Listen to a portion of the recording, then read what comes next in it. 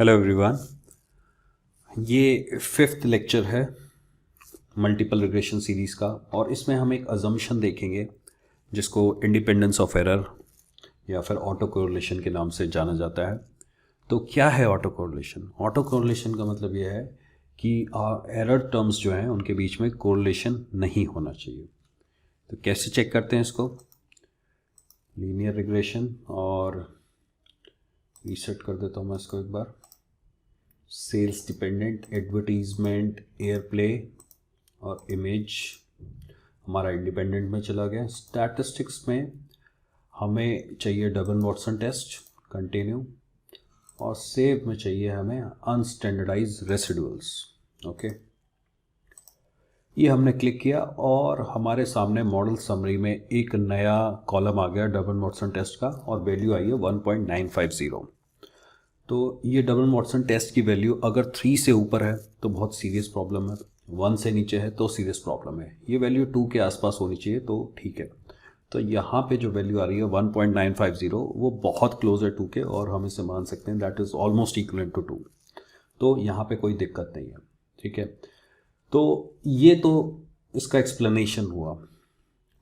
इसका ये फॉर्मूला होता है जहाँ न्यूमरेटर में एरर टर्म को अपने पिछले वाले जो ऑब्जर्वेशन है उसके एरर टर्म से माइनस करके स्क्वायर किया गया और इसी तरह सबका प्लस किया गया, और डिनोमिनेटर में सारे एरर टर्म को स्क्वायर करके ऐड किया गया। तो सम ऑफ स्क्वायर्स पे बेसिकली ये फॉर्मूला चल रहा है।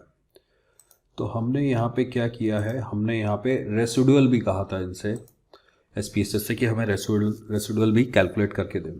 तो ये रेसिडुअल का हमारा आ गया है डेटा, और अब इसको एक बार एक्सेल में कैलकुलेट करके देख लेते हैं।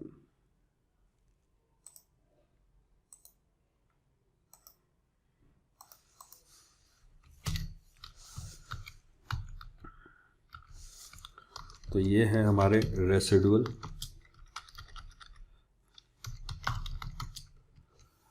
और हमें चाहिए रेसिडुअल का स्क्वायर।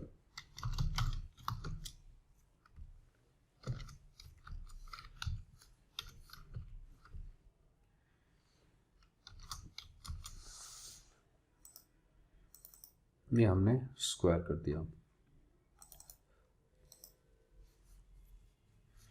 और अब हमें चाहिए डिफरेंस। तो डिफरेंस कैसे आएगा? इज इक्वल टू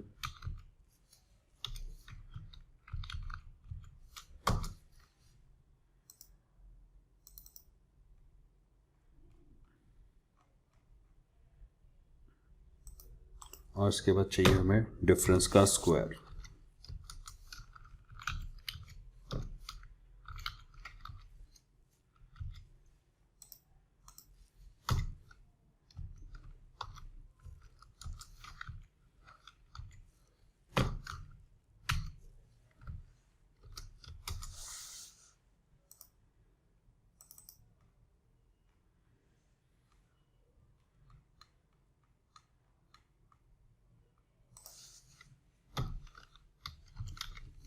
इसका हम सम करेंगे,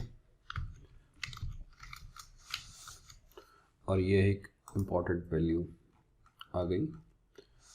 इसी तरह हम इसका भी सम करेंगे जो डिफरेंस का स्क्वायर था।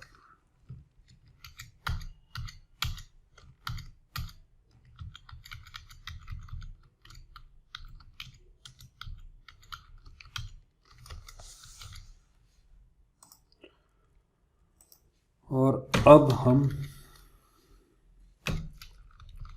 ये वैल्यूज़ का